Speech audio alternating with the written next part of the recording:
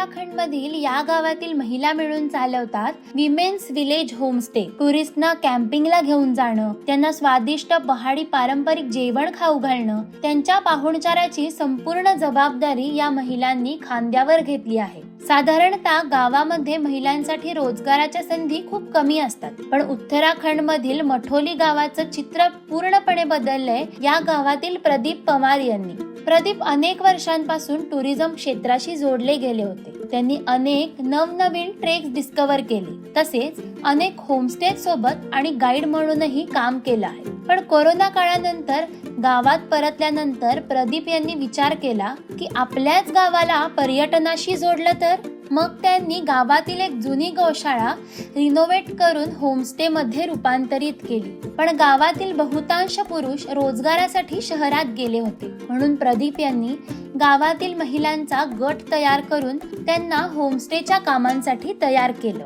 सुरुवातीला महिलांना ट्रेनिंग देणं खूपच कठीण काम होतं, पण आज याच महिला या होमस्टेचा प्रमुख आधारस्तंभ आहेत। त्या टुरिस्टला ट्रेकला घेऊन जातात, कॅम्पिंगला घेऊन जातात आणि पारंपरिक चविष्ट पदार्थही बनवतात। विमेन्स विलेज आणि प्रदीप यांच्या या उपक्रमाने अनेक महिलांना नवा आत्मविश्वास दिला आहे। आज जिथे बरेच लोक यशाच्या मागे धावताना गाव विसरून शहराकडे जातात, तिथे या महिला गावातच राहून यशाची नवी कथा लिहित आहेत। या महिलांची प्रेरणादायी कथा तुम्हाला कशी वाटली आम्हाला कमेंटमध्ये नक्की सांगा।